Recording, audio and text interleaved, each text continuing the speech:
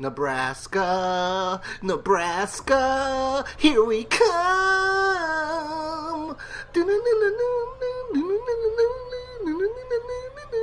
Alright, that actually was from the song California. I just reversed it, but whatever. I know, I'm a loser. Alright, you might say, oh, damn, this guy must be really high or really drunk. No, I am not. I'm high on life, baby. High on life. Anyway, this episode is titled Nebraska. It's, not much really goes on. This is probably going to be the shortest review out of everything because really nothing happens much.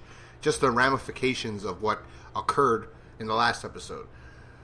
Like I said, I forgot, Shane approaches Hershel afterwards. He's like, hey man, you told me that girl was in that barn that whole time and you ain't tell me? I know that's a terrible Shane. I gotta do my old Shane. Anyway, when it's on the command, I can't do it, but I don't know. So Shane gets pissed at him. He's like, you telling me that we were out there looking for her, you knew she was in there? And he's like, I didn't know. He's like, oh, that's bullshit. You don't expect me to believe that. And he's like, Otis was the one that used to bring them in. Here's a problem I have with this whole scenario. First of all, about the Hershel thing. I think he probably did know. Maybe the daughters didn't know. But look, later on, he says that he thought they were just sick, or it's said this whole episode that even the last one, that he thinks they're just sick, that they're not dead, that they're living things, right? Even in this episode, he says, you killed them, right?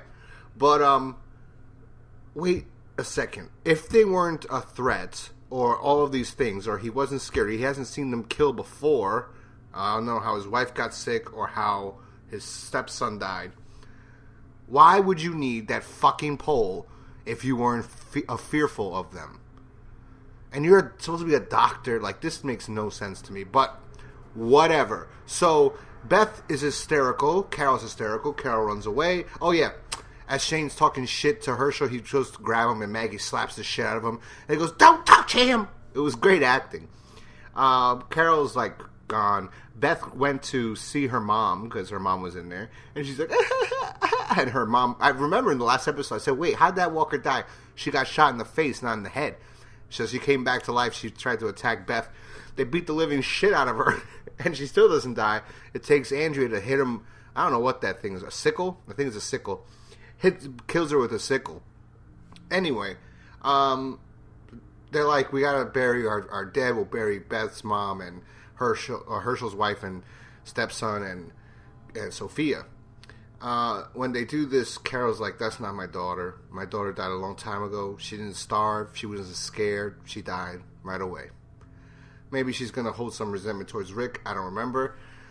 Hershel's distraught now. After the fight with Shane, he's like, get the fuck off my farm. And he starts putting all his wife's stuff away. And then he finds an old canteen. And he leaves. Glenn and Maggie are dealing with the ramifications as well as what happened and what's going to happen. And Maggie wants him to stay. And he's like, is that even an option? And then Beth goes catatonic. She has nothing to do this whole time. So then they added nothing for her to do. I'm surprised that she lived. Emily Kinney, is it? I didn't even know she was a musician. I found that out later. I didn't even know she was as old as she was. Because I remember one season I was like, oh, I hope... next season. I was like, oh, I hope Beth and Carl get together. And I was like, she's 25. I was like, what? I was like... She looks like she's fucking 13 years old. Yeah. Anyway. Beth goes catatonic. She's just, I don't know, a zombie, a living zombie. And she's just like wide-eyed, sleeping in the bed. Rick is, because of this, Rick's like, we have to find Hershel. Shane again is like, you gonna go run off again, man? After what just happened, man? There we go. This is Shane. Come on, man. You can't do that. Come on, man.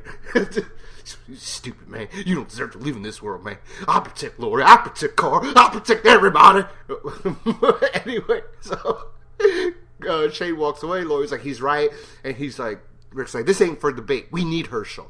We need Hershel for the baby. And she's like, oh, shit, we do. So Glenn goes with Rick. They go to find Hershel at a local bar since they saw that he had the canteen or whatever it's called out. And they think he probably started drinking again. They go off to the bar. And then Dale is so disgusted with Shane. And Shane mentions something like how he saved Carl, and he took care of the walkers there. That kind of made Dale put two and two together, or maybe it was the first episode. I mean, the last episode. So then Dale tells Lori, he's like, I believed he killed Otis. And then little bullshit happened in the farm, nothing serious, except Lori's like, all of a sudden, they just wanted to do this. So she's like, we gotta find Rick. We gotta make sure that Rick comes back with Hershel. Doubting that, this guy went into the city. He can't go to a small town that Maggie and fucking Glenn has gone to. This is ridiculous. This is her fucking, this bitch character of Lori. So then she goes to Daryl, and Daryl's all fucked up because he's the only one that was going out there looking for her. He was trying to be a good guy, and now Carol's like, it's nothing. She's like, and he's like, I went out there. What the hell's the matter with you people? You stupid bitch. He called Carol bitch last episode. This episode, I said, I ain't going out for the stupid. I don't know what he said. I think he called her a bitch. He might have called her a bitch or dumbasses or something. And so she decides she's going to go. Dun, dun, dun, dun, dun, dun, dun. Super Lori. Lori drives off into town, hits a walker. Well, she's trying to read a map. I don't know. So she's trying to read a map. Hits a fucking walker, and then crashes the car. And then we cut back to the bar, and Rick and them are having a long discussion, a long fight, and Hershel's like, I didn't want to believe you, your people are like the plague, and all these things, and basically, Rick brings him around, and turns him around, says there is no hope. The hope is, it doesn't matter what you believe, doesn't matter what I believe, it's the people that we have now, and we have to help, guide them. And let them believe that there's hope.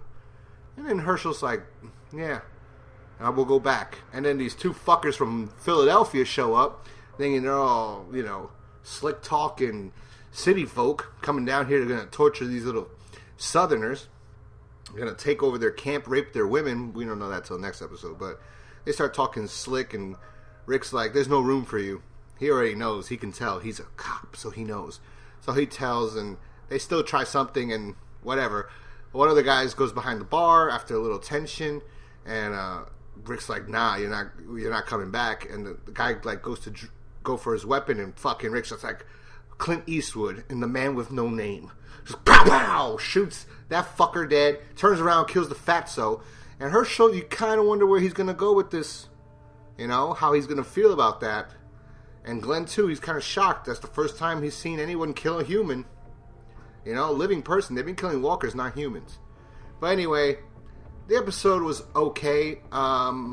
That's how it ended. So it was alright. But it was kind of, nothing really happened till that scene. So, until Lori's stupid accident. It's whatever. But it was a whatever episode. I kind of liked it still, though. Anyway, I'll talk to you guys next time. Peace.